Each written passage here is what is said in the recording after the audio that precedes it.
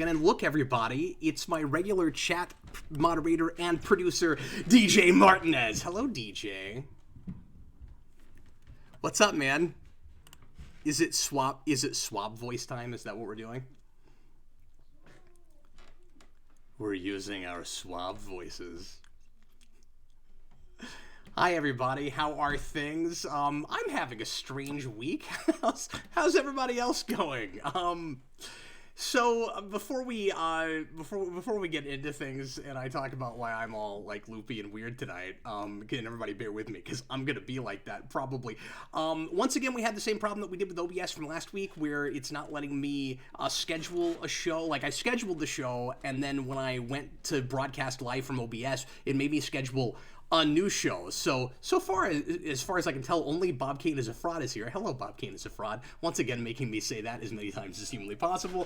And hopefully everybody else gets the memo and pops over very shortly. So a lot of folks missing the very beginning of the show, but hopefully pop in here in a little bit. So I'm going to stall for a while because I know a lot of you guys aren't actually hearing me talk right now unless you're watching this pre-recorded after the fact. It says that we have 0 viewers, DJ, but that's not possible because we have at least Bob Kane is a fraud and Cinematographic, so welcome to you guys. Hi guys, and there's 559 OERs. So we're figuring this out. I don't know why this is still happening. Hopefully we can get it sorted out, and it's because of an OBS update. And with OBS I have not figured out. It used to let me schedule a show through OBS. It's not letting me do that now. So even if if I try to preempt this, what will end up happening is you still won't know that I'm here until I start broadcasting, because I won't be able to set it up ahead of time.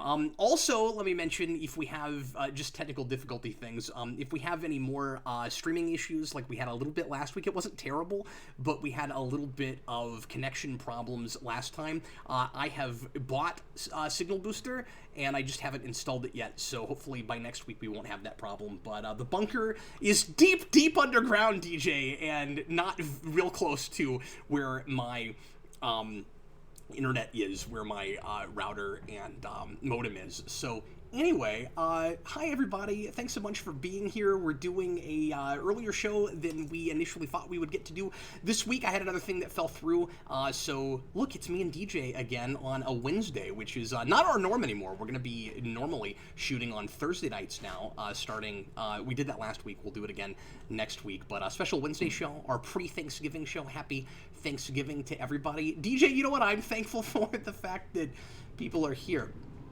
And we were able to make that transition happen relatively smoothly. That's what I'm thankful for. And also for the fact that I am somehow well enough, maybe not coherent enough, but well enough at the moment to be able to broadcast. I had, full disclosure, surgery on Monday for the kidney stone, that the epic kidney stone that it seemed like it was never going to pass, that is finally gone now.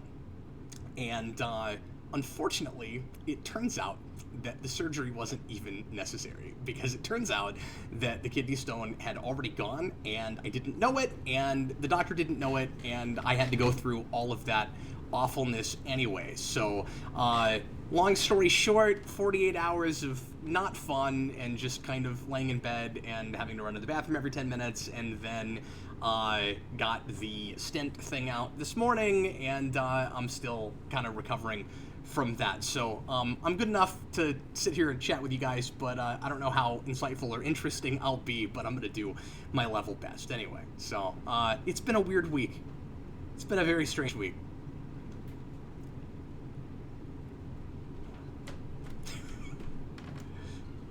Yeah, painlessly. Yeah, it was the one painless thing about it, apparently. Yeah, so that's great. But anyway, I certainly don't mean to complain. I'm glad that's all over with. I just wanted everybody to know why the posting has been a little slower, and why I guess I've gotten some things out, because I had a couple of early things in the queue, but I still haven't gotten a rewind out this week because of that. And why I'm kind of, you know, a little bit out of it today and stuff. But anyway, so, tonight we're, like I said, doing an early show, and then, tomorrow is Thanksgiving, and I hope everybody has a fantastic turkey day and has a lot of fun with your families. I certainly am going to be doing that. And then, this weekend, I am going to be trying to get back to getting some videos made and get some cool stuff posted for you guys. So yeah, tonight doing a Ask Me Anything show. Just like last time, I'm hoping that some of the stuff that I thought would come up last week maybe will come up this week. We'll see what we end up. I was surprised that we didn't talk about Joker 2 sequel possibilities and things like that. Once again, I have been a little bit out of the loop with news and stuff, so something could come up that I don't know anything about, and you guys might be informing me as much as I'm informing anybody of anything this evening, so don't be too surprised if that happens. If anybody wants to talk about the unfortunate COPPA FTC stuff, we can dig into that a little bit tonight as well. I'm a little bit bummed out about that. I'm not sure what the future is going to hold. I am perfectly happy to talk about that if anybody wants to chat about that. And trying to be optimistic and stay upbeat about it, but DJ, it's looking pretty scary, and I think it could end up being absolutely mortifying. Or look at DJ's face. That is the face that I was wearing this morning as I was looking more and more into this. Or it could end up blowing over completely. Who knows? Noah O says, you mean Joker sequel clickbait? Yeah, I can't tell how much truth there really is to that. As of last week, when I thought that was going to come up, it seemed like there definitely was going to be a Joker sequel, and now what I'm hearing is that's what Warner's wants, but it's not like a done deal yet. So I gotta be honest with you, I'll be really surprised if that doesn't happen. DJ doesn't care because he didn't watch it.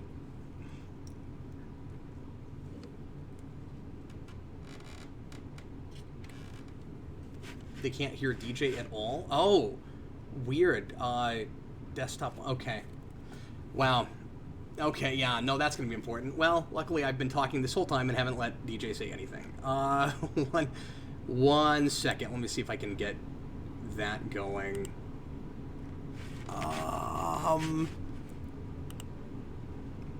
Everybody just give me a moment. I think I know what's going on there. Okay, DJ. Try saying something. Okay, you should be in now. Yeah, I had things routed through the wrong sorry, he muted me, guys. He finally got sick of my crap. I did. I was so done with DJ. But you know what, though? I changed my mind in the last 5 minutes, so... He's had a change of heart. Yeah, everybody should be able to hear you now. People are still saying they can't, but I think those are relatively old messages. Can everybody hear DJ now? Yeah, there he is. Get with the times, guys. Okay, we got a super chat from Christian Ogden. Let's get through that, and let's start getting rolling on questions. Rainbow Color Warrior just left something also about FTC. I'd like to tackle that next, probably, DJ. All right, well, I'll do the super chat first, and then I will get to those. Hi, everybody! Super chat from Christian Ogden. Would Phoenix's Joker performance make the top 50 list from a few months ago if you made it now? Also, will qualify for a rewind one day? Oh, absolutely, of course, yeah. I mean, obviously, he's not a superhero, but if you make a movie set in the DC universe about a supervillain, it's going to end up on Superhero Rewind. And I've done supervillain movies before. When I did Dr. Horrible, I called that Supervillain Rewind that one time. I should do that again. I should get like an intro made for Supervillain Rewind. But yeah, it might have made that list. It's an excellent performance, absolutely. Although, I think I can't remember. I think I had a rule with that I wasn't doing more than one character. So like if I picked if I picked an actor that played a character, I wasn't gonna pick that character again. So then I've got Ledger fighting Phoenix, and I don't even want to be in the middle of that duke out. So probably not unless I changed that rule. But yeah, it absolutely would have qualified otherwise though. It's an excellent performance. Cool. All right, we'll get super chats are flying in, but I'm going to do that. Yeah, thanks everybody. FTC sure appreciate real quick. your interest and help with that as always. And for anybody that's popped in that hasn't been here before, let me just mention once again that if you want to absolutely make sure that your question or your topic gets discussed on the show tonight, you want to leave a super chat, but don't feel the need to do that. We'll get to as many pre-written things as humanly possible. Okay, yeah, what did Rainbow Color Warrior have to say about the FTC? Rainbow Color Warrior said that the FTC clarified some stuff about COPPA about Sorry, you the cut out for a minute, man. COPPA Yeah. debacle and says, I just didn't know if it was COPPA or COPPA, and says they understand about adult animation and such. I think that was because of the backlash. It's very possible everyone's overreacting. It's really hard to say. So let me back up for a minute and try to give, and I'm going to try not to spend too long on this if I can help it, but it's very complicated, and I'm only just now beginning to understand it as much as I think you can understand it myself. But basically what's going on is there's been a regulation, there's been a law in the book since 1998 called COPPA. It's the Child Online, Protection and something Act. And it was initially put in place, it's kind of an archaic law now, looking at the internet now versus what it was back then, in order to try to stop big companies from selling things targeted to children. And the way it's being used now is to try to stop targeted advertising on YouTube and other platforms, but especially YouTube, toward children, of course, under the age of 13. And it is illegal, apparently, to do that. So the issue was getting... When I say targeted advertising, the issue was getting information about kids. And in '98, it was more about like really specific personal stuff.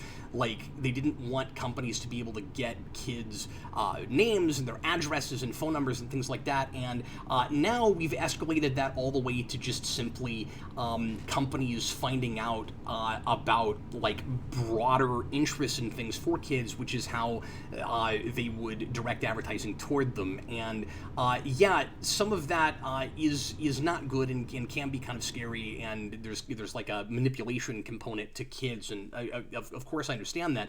But what ended up happening was YouTube got hit really hard by the FTC just this last year, and was fined a whopping, I think, $180 million for targeted advertising towards kids. And the way they've decided to handle it is the way they handle everything, which is create an algorithm and send bots after everybody to try to broad sweeping fix the problem. And they've kind of jumped the gun and oversimplified everything, as YouTube tends to do. So what they're doing is they've set up this system that is forcing YouTube creators like me and everybody to flag our own videos to toggle our own videos as either for kids or not for kids.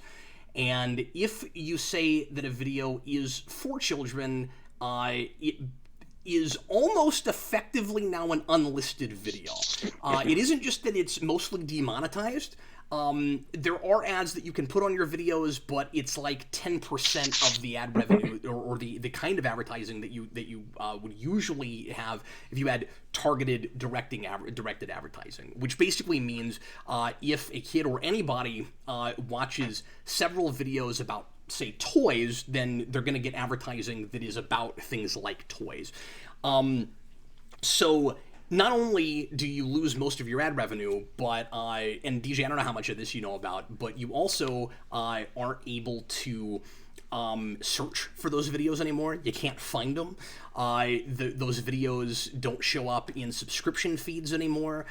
You can't have comments on them. They are effectively, like I said, unlisted videos, except that they will only show up in your list of videos. So if you go specifically to the channel and look at all their videos, you can find it, but that's the that you can. And the only reason you would toggle your videos as for kids is in order to try to avoid getting fined by the FTC. And if the FTC finds you in violation of this law, they can fine you up to $40,000 per video.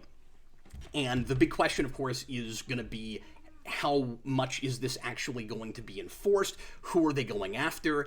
A lot of what I'm reading seems to say, and things that the FTC has said, and they, by the way, have said that they are going to go after specific content creators and not just YouTube itself.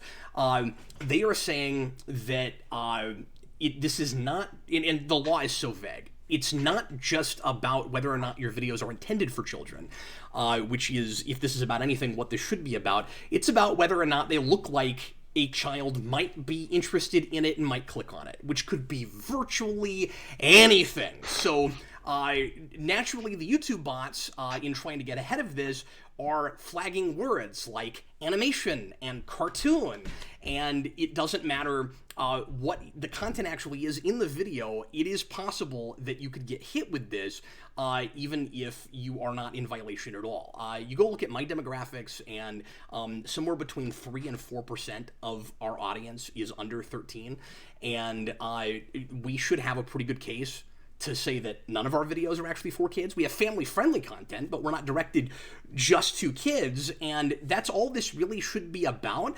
I don't think it's fair for me to have to go back through every single one of my videos, and my 3,000 plus videos, and try to read the mind of the government and say, are they likely to hit me and or not for this thing, just because it's about a thing that is for kids. Like, just because I review, say, the Powerpuff Girls movie doesn't mean that that video is meant specifically for kids or only for kids. Most kids, I don't think, are likely to want to listen to me for 45 minutes or an hour discuss the nuances of Bubbles, Buttercup, and Blossom, and how they are three facets of the same entity. They're not going to care about that, and that's the kind of thing that I do. But I also have plenty of stuff that is fine for kids to watch, but not directed specifically at them. But even if I did that, and my plan is not to, I know a lot of channels are going through and trying to guesswork at this. And so far, I'm going to wait and find out what ends up happening and whether or not all of this goes through, because it's an existing law, but what we're talking about is updating this law, and right now the FTC is allegedly listening to people and how everybody feels about this, and a decision's not supposed to be made until, I think I read December 9th, or early December sometime. So there is a possibility that this falls through to some degree, but YouTube does seem to be putting its crazy algorithms in place. So so far I've got kind of a wait and see attitude about it, but I think even if I were to go through and do all of that, there's still every possibility that if YouTube starts cracking down on smaller channels like mine, or the FTC rather, I could end up getting hit with this anyway. You're not in the clear just because you guessed at it, just because you tried. It's about whether or not a video looks like it might be for kids. The really scary thing about this, even obviously beyond my channel, is there are a lot of people who make a living making videos for kids and ought to be able to do that. And in trying to protect children, we're going to lose all the content for children. That's the really sad nutso irony about this. If this actually ends up going as far as a lot of people are afraid that it will. I want to think that it can't get that far. I want to be an idealist on this and say that would be just insane, and we're going to completely destroy the platform, and it's all over and done with, and there's no way I could see, in this country, us moving forward like that. But DJ, things don't surprise me anymore like they used to, and I don't know. I mean, it's possible. I hope not. You go back a couple years ago, and you look at COPPA, and that didn't pass, and thank God that didn't pass. But this is a pre-existing law. It's a little different, and so I'm a little worried about it. It's kind of scary, but like I said, right now I'm thinking it does not make sense for me to go through and forgive me for putting it like this, but castrating my channel over this, because I'm gonna basically set a bunch of videos to where very few people can find them, and maybe would end up getting fined anyway. But YouTube, when they put their algorithm in place, and they have, but they haven't, I don't think, started demonetizing videos yet. That starts in January. Once that happens, some of this is going to happen to me anyway. I've looked at some toy review channels that have said that, some of them, a lot of their videos have already been hit with this. So YouTube is kindly telling you which videos you're probably not going to see anymore on the platform. I don't know. It sucks. But anyway, I know that was long-winded, but it's complicated, and I wanted to throw out everything I understand about it so far.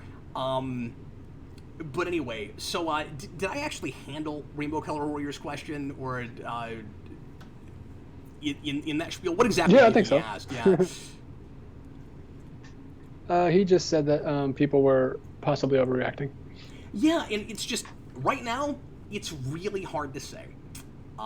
So yeah, there's a bunch of questions about other interesting things in the comments, and I'm cool jumping around. But if anybody has any follow-ups about that, let me know.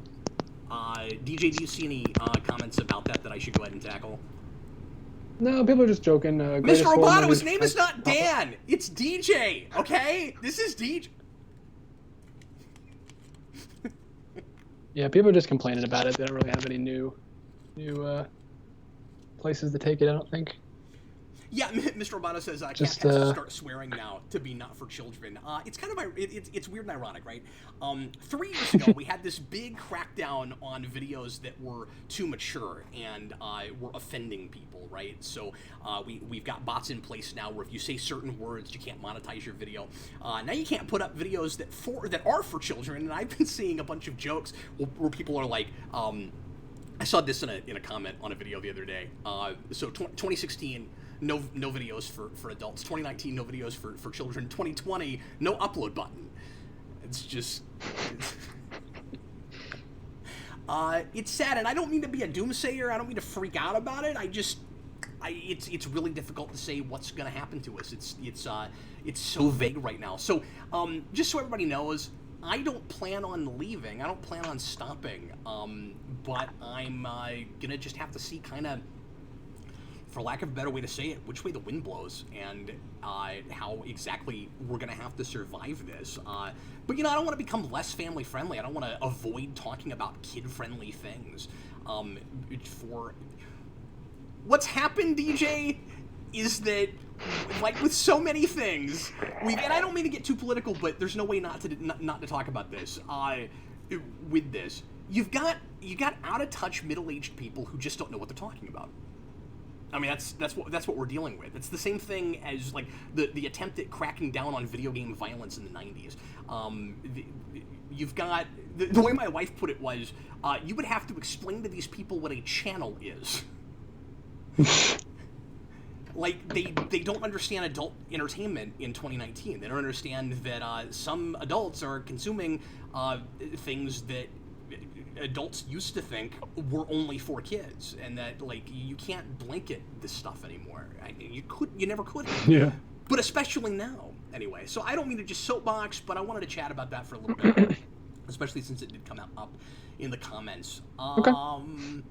Rainbow Color Warrior, FTC... understands it's not just for kids, but I think they said that after the backlash. I don't think they get what entertainment for adults is, and the fact that they didn't expect that backlash tells you a whole lot. The fact that they're starting to, if you're right, if they're starting to kind of backpedal a little bit, that could be good for us, and by us I mean YouTube in general, and hopefully it is. But the thing I'm most worried about is kids not getting kid content anymore. If people don't have an incentive to make that content, it's not going to exist, and it will destroy the platform. And I really hope that doesn't happen. So anyway, let's talk about something more lighthearted. Go ahead, DJ. All right. This is a super chat from Don Ty. Do you like the villain, the Batman Who Laughs? Yes, I do. I think he's really interesting. The Batman Who Laughs is Batman and the Joker, like, perfectly fused. It's what if Batman, with his drive and determination and his original his original like thought process and way of going about things and worldview was infected by the Joker, as if the Joker was like a virus. So he's supposed to be even a kind of scarier than the Joker, because he's that madness with even more of a method behind it. It's what if the Joker wanted the same things that Batman does? So the Joker takes over Batman and says, what made you kind of crazy, this is, again, something of an irony, what made you kind of crazy is that you kept going after a thing that you knew you could never get. what if he actually could? And so he takes over and says, I'm gonna basically make the world in my own image.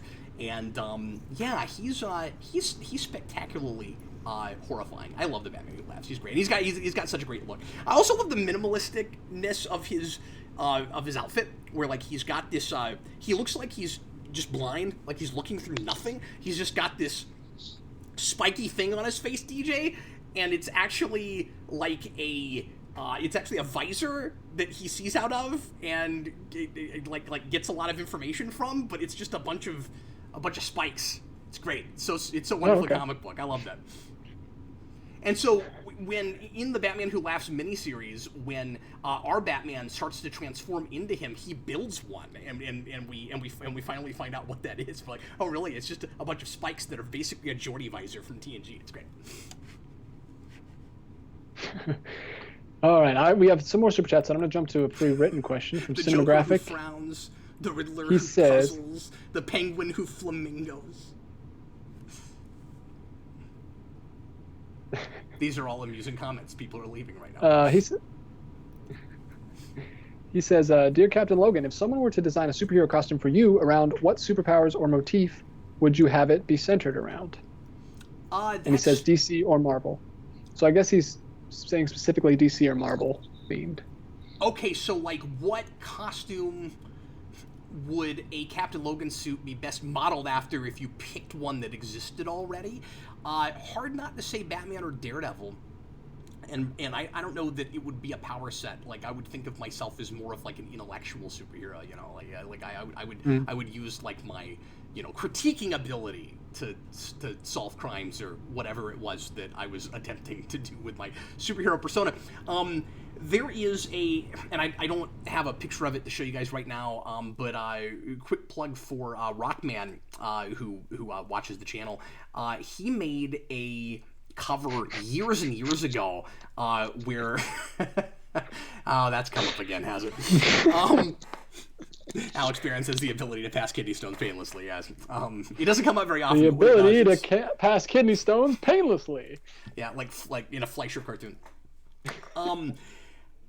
Rockman years ago made a couple of great covers that were parodies of Batman comics, where he did a Nightfall one, where it's basically a Batman suit mixed with a TNG uniform, and it's me, and I've got this really cool mask that goes up to the top of my head, and then my hair sticks out of the top of it.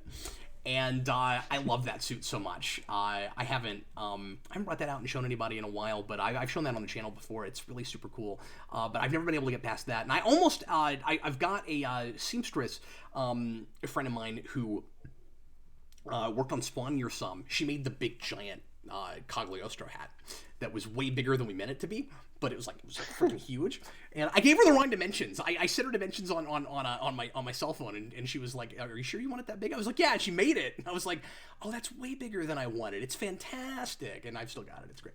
But anyway, she and I were talking about getting that made at some point. Maybe someday we'll do that. But, I still think you should make that Power Ranger suit that looks like a Star Trek uniform. That's a cool idea too. That would be awesome. Would it have? All right. Would the mask be like a Star Trek star? Oh, that'd be cool. That'd be pretty cool, wouldn't it? I know that the shirt would look really cool. I don't know what the rest of the thing would look like. Maybe they have black pants, kind of like the new Ranger show where they just have like the full black pants. Mr. Obata says you have a Spawn suit. Well, that's true, I do, but it's not like a Captain Logan suit, you know. Speaking of Spawn, just before podcasting, I obviously haven't got to watch it yet because I just found out about it, but just a few hours ago, AVGN uploaded an episode on Spawn games.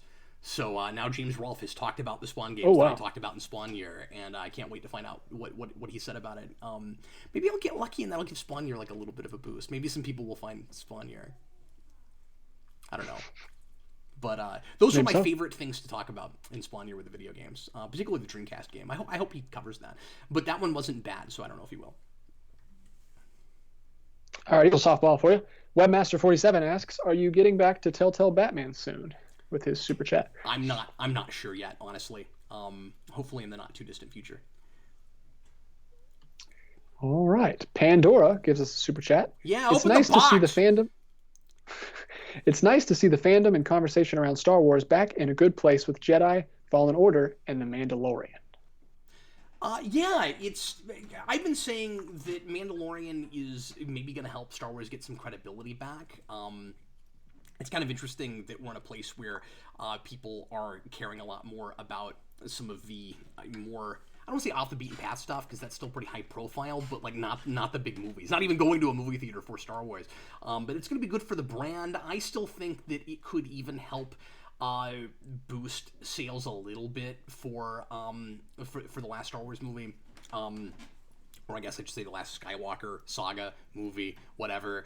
But yeah, I haven't played Fallen Order yet. I want to. I went to rent it the other day and I couldn't find one anywhere. I didn't want to buy it right away because I don't know if that's going to be my kind of thing. Dan described it to me as kind of like a Zelda Star Wars game, which sounds like the best thing ever if you're Dan. But I'm not good at like puzzle solving and things, so I'm afraid I'm going to start playing it and be like, this is amazing. I suck at this. So I haven't started playing that yet. And I'm not caught up on The Mandalorian. I watched the first 2 episodes. My wife and I are going to watch 3 tonight. But I really like what I've seen of it. And oh, cool. It's got a lot of potential. The production values are wonderful, and it just feels like kind of old school, authentic Star Wars, and it's a lot of fun to watch. I'm not like super deeply involved with it yet, but I love the atmosphere of it. I love the feel of it. So it's a lot of fun to watch. Hi, Connor. Connor Nielsen. Hey, Connor's here. In the house. In the flesh. Oh, house. Thought we were going flesh. Right. I'm going to go to another pre-written question from Bob Kane is a fraud. He says, have you ever seen Farscape? I have seen Farscape. Not a long time, and I never finished it. But yeah, I don't immediately have a lot to say about that show, except I always appreciated that it had the audacity to use puppets. And it had really cool puppeteering in that show. I think that was a I just can't think of things today. I'm sorry, you guys. This is how out of it I am. But yeah, I think a Muppet guy. I think that was them. I'm not sure though. I forget. Anyway. Jim Has he seen it or not, guys? You tell us. Yeah. No. I was just saying. I think Henson's company did that, but I just couldn't remember. Okay. But yeah, it was kind of a anti-hero sort of sci-fi show, and it was playing with some of the themes that later would show up in Firefly, but was a little bit more, lighthearted and a little bit of a goofier concept. It had, at that time, we were doing a lot of like living spaceships, because we also had that with Andromeda, and that show did that too. But yeah, I never watched past the first season. And then the last season of Stargate SG-1 just becomes that show. Like, almost the entire cast of Farscape takes over Stargate, and they play the exact same roles, but just differently named. And it's Farscape, but SG-1. It was very strange. Oh, weird. Wooly asks, have DJ or Cap seen Frozen 2 yet? Yes, I have. Oh, did you? Wasn't it good? I saw it Sunday. I liked it. It's good. I liked it better than the first.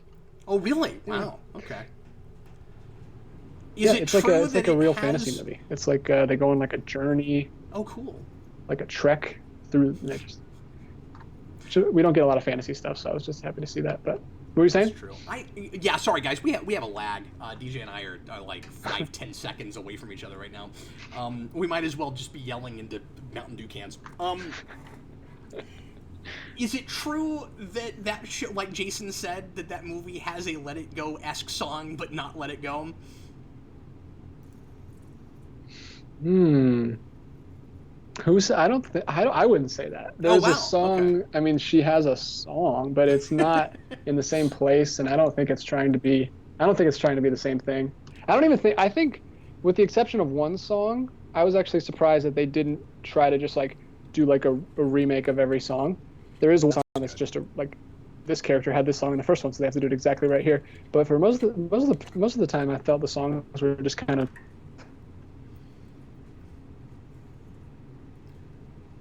I lost you for the scene, and they weren't just trying to. Okay. Would you Hello? would you say Sorry, that froze for a second.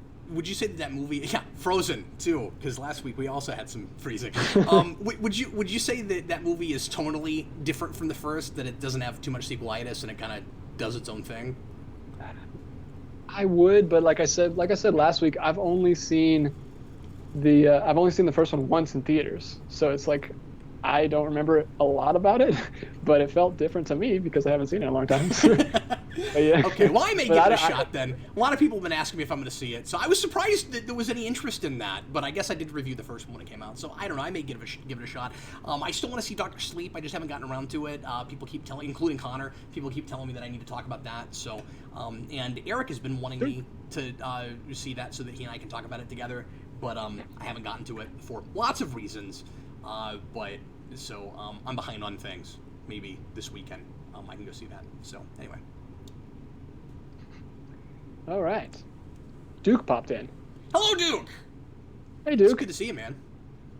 What are we doing? Well, I don't know. You can go back and look later. What we're doing tonight is trying to be coherent, which is really difficult for me right now, and also complaining about the FTC, and then trying to talk about lighter things and looking for softball questions. Sorry, what, DJ?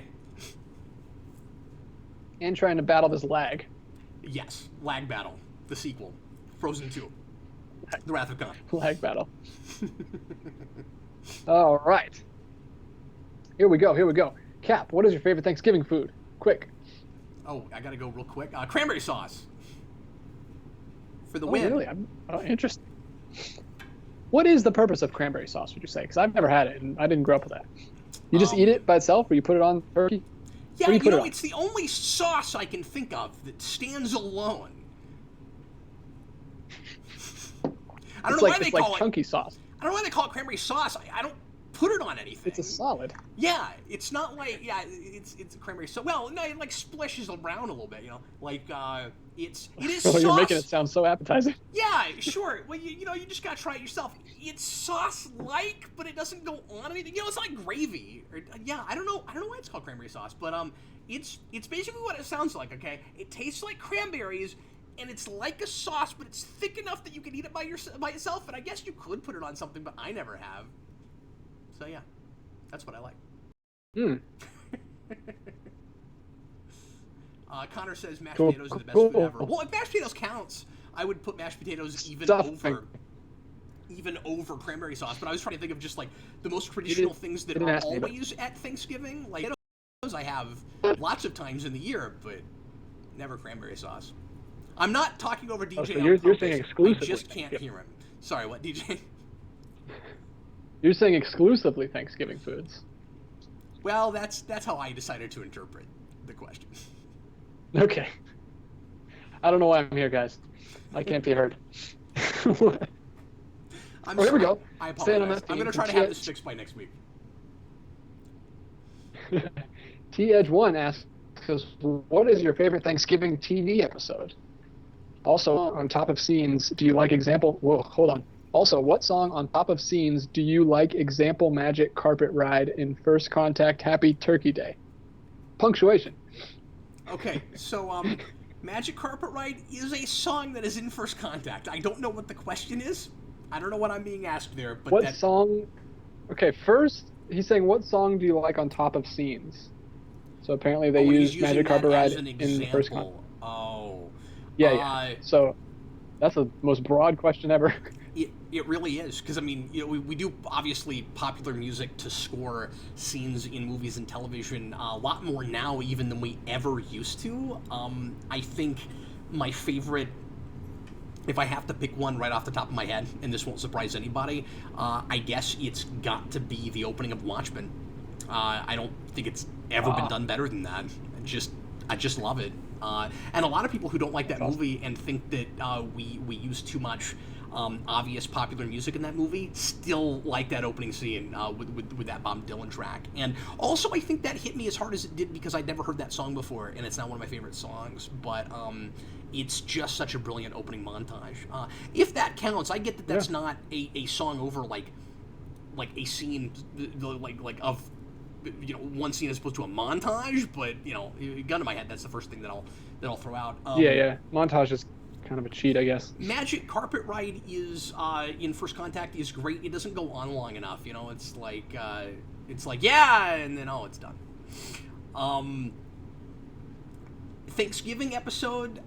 It's hard not to say one of the 50 of them in Friends. Friends had this. We were actually watching those earlier with Thanksgiving. Yeah, and Fathom Events is doing a Thanksgiving event this week for Friends, where you can go to the theater and see those. I don't know why you'd go to the theater to watch a sitcom, but you can. You can do that. They look terrible. I don't know if that was tonight or if that was tomorrow, but yeah, you could do that.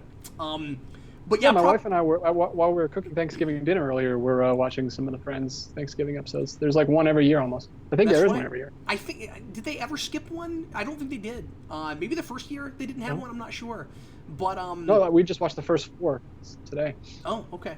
And they were seasons 1 through 4, huh? But yeah, I think the best of those is got to be Joey with the turkey on his head, of course. Everybody loves that. But the football playing episode is great too. Football one, yeah. Cool. So yeah, it's hard to get past Thanksgiving in Friends. Like other shows have them. I think Flash had 1 or 2, but I don't remember what happens in them. Yeah. I'm gonna throw this super chat your way. Oh, actually, I want to answer that one. So let me jump up. Blue Dragon 5. What superhero movie are you most thankful for? Batman Begins. Just if it wasn't in my life, it's Batman Begins and it's Days of Future Past. Oh, interesting. What's that? I assumed Batman Begins, but I didn't think of Days of Future Past, but I should have, of course. I mean, there's other things I could say too, but I'm thinking about movies that most resonate with me personally, and that I had a really emotional experience with, and that affected me on a personal level. And I've talked about this obviously in the Rewind and other places, but I resonated so hard with 70s Professor X in that movie, and when that movie came out, I was going through a little bit of an identity crisis of my own, and I kind of needed that movie right when it came out. So that's cool. I might actually say First Avenger, even though it's not like my favorite, but it just makes you feel so good, man. Like I can pop that one in any time. It just makes me feel so good. I love that movie. That's one of those I never think to go back and watch, but when I do, I'm like, oh yeah. Exactly. I don't do it too often either, but when I do, I'm like, oh, what a lovely film. No Elijah Wilcott, not Super Buddies. Not Super Buddies. Oh yeah, somebody asked earlier. I have it written down, but I'll just say it now. Yeah. Are you gonna do the Paw Patrol superhero movie, like straight to DVD? Do you know what Paw Patrol is? Yes, I know what Paw Patrol is, but I didn't know they had a superhero movie. I guess I'm gonna have to.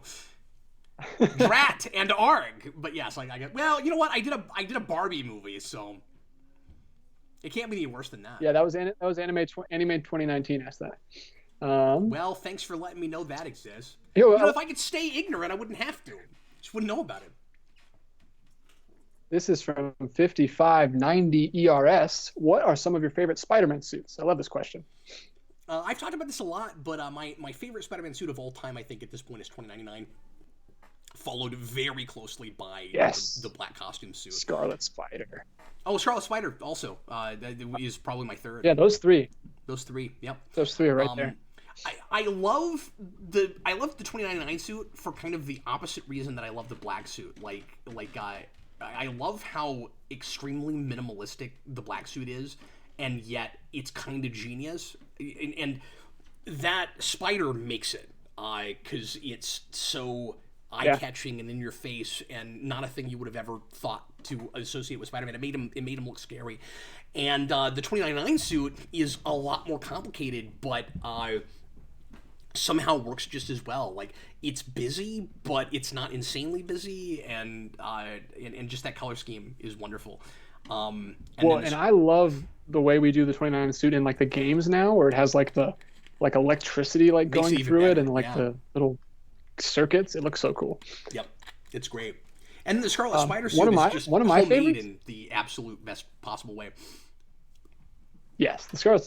If I was gonna get a cosplay, I would probably get the Scarlet Spider suit because it would look so cool. Because I feel like it can look good in real life. Like, that's one thing about Spider-Man suits is it's hard to make them look good in real life. Yeah, because you're always going to see the wrinkles and everything. And it's impractical to wear them for any amount of time. Like, the Scarlet Spider suit looks comfortable. You could go out into a nightclub in that. I mean, you might get beat up, but you could.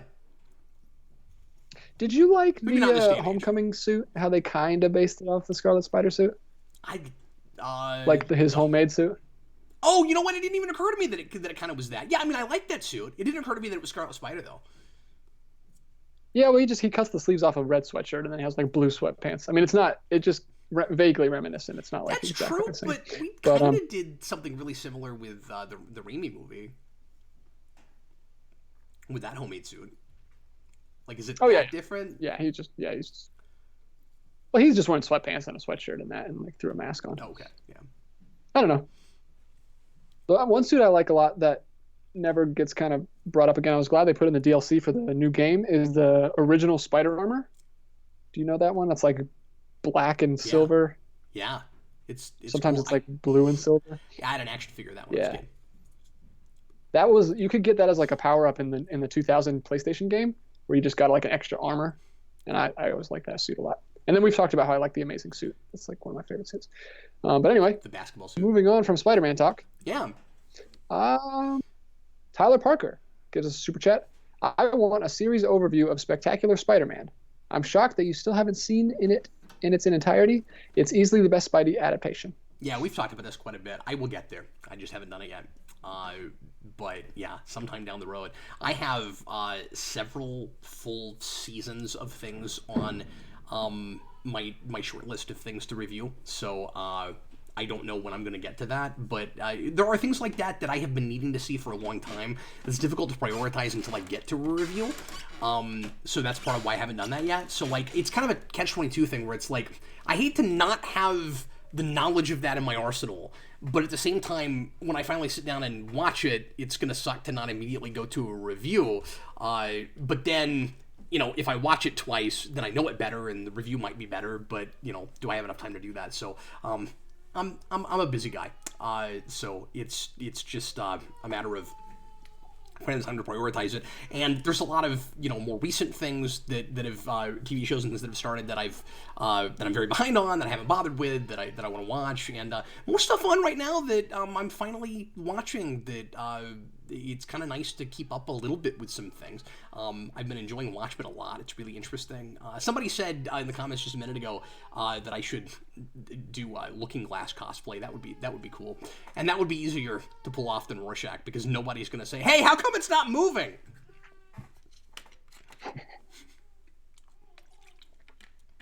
All right, we got three super chats left, so I'm going to knock these out. Cool. Thanks. Have you read Tom King's Mr. Miracle?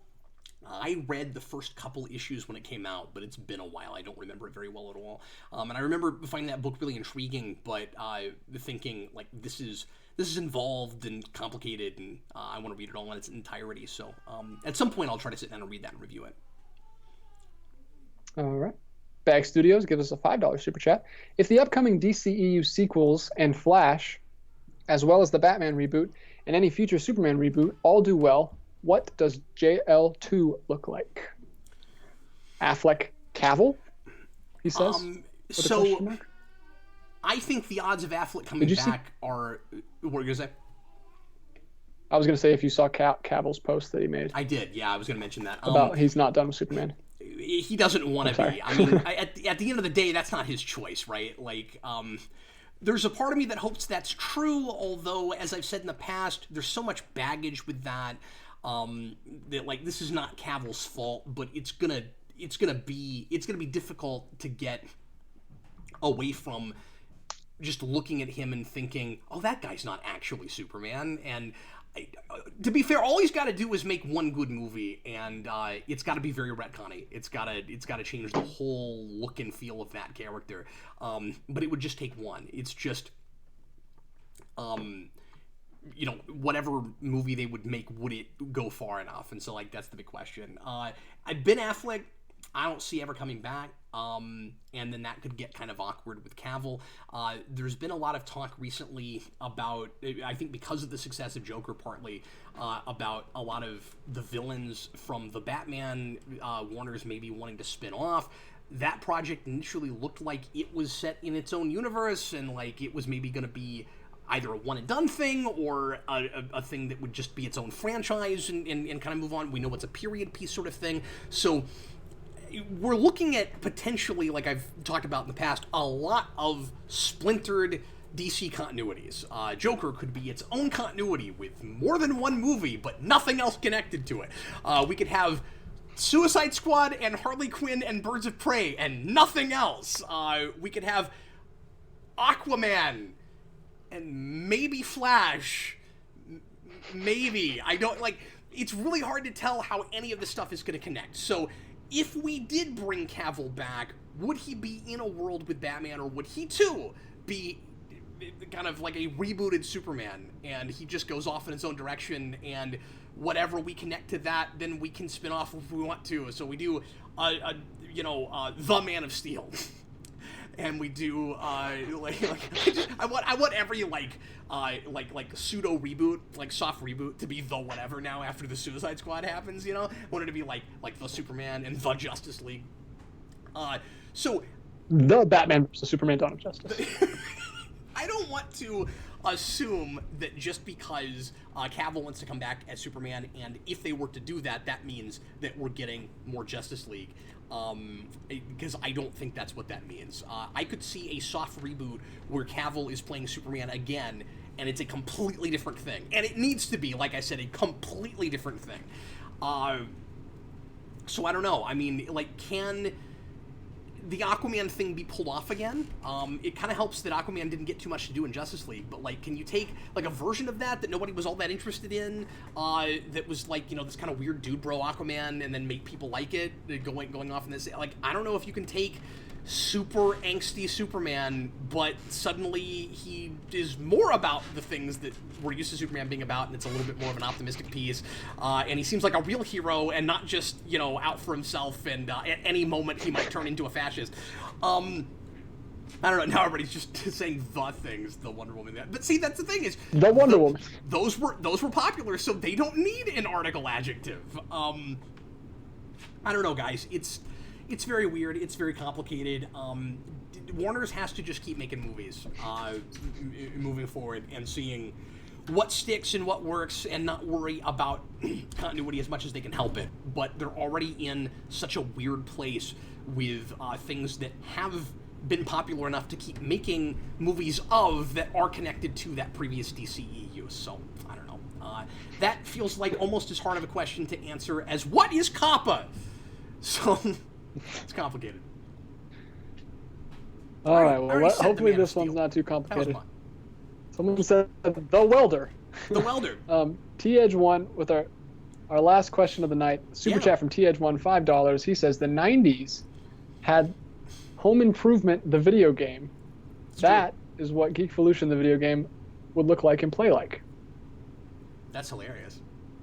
It probably is. That's true. Isn't that like the Home Alone game where you just you're just like running like through a side scroller and like jumping in a house? Yeah, that's all that is. We're all in Cap's new house, and we're just running around. Yeah, it's just the bunker. What would the Geekvolution video game be? It's just only that's the tutorial level. It's the bunker. People have asked me about what a Geekvolution video game would be, and it would need to be some kind of elaborate reviewing game. There needs to be some kind of like AI. That it would basically be like Who Reviews the Reviewers, the game, where like you would have to review something, and then there's a like AI Captain Logan that then reviews your review. You have to like hook it up to like Connect or whatever, and do your review physically. Yeah, you have to make like a rewind in a PowerPoint presentation, basically. As long as it's not like the Jeopardy and Wheel of Fortune games from like the 90s where you had to like type on a controller and it takes forever. Could you imagine writing a whole review with a controller and a D-pad? Oh. No, that would be awful. Yeah, they would do that with games with TV shows where the answers were never multiple choice, where you're like, well, I gotta spell it precisely right. And like, yeah, Jeopardy never made sense as a video game in 1989. Like, so TH1, I'm a little confused. I don't know if his question got auto-corrected wrong or something, because he just left another super chat saying, "What? Dumb autocorrect?" Which gives me no further context of yeah, but I want to, but I want to interpret it differently. What dumb autocorrect? I mean, if you write a super chat, we will read it no matter what it is. Thank you for the super chats, man, but I have no idea what you're talking about. Yeah, no, we sure appreciate it, guys. Well, folks, that's going to do it for us tonight. Thanks a bunch for popping in, and I had a really nice crowd tonight. We sure appreciate it. I will see you guys, DJ and I both, will see you again next week, Thursday night at 7 o'clock Central Time. Hopefully, I will be a little bit more coherent. We might be able to chat with you a little bit longer next time, and if there's enough interest. I know we could have gone longer tonight. There's enough folks here, but I've got to get going. This is about as long as I can handle this evening. So thanks a bunch for bearing with me. John Ty just put in a $2 super chat. Do you like Scott Snyder's writing? It's hit or miss. It's hit or miss is my answer to that question. I think he's better at horror stuff and superhero stuff with a horror bent than he is anything else, although people have liked his Justice League, and I don't think it is that as much, but I only read the first issue of that, so I don't know. But yeah, it's been real hit and miss for me, what I've read of it. But anyway, more videos coming your way soon, guys. I'm going to have some announcements for you about Patreon coming up soon, so look forward to that. And hopefully we weather this crazy COPPA thing. I will continue letting you guys know as much as I find out about that and how it affects our channel. And that's going to be it tonight. DJ, sorry about the lag and everything. It's not my fault, but I'm going to do my best to fix it for next time.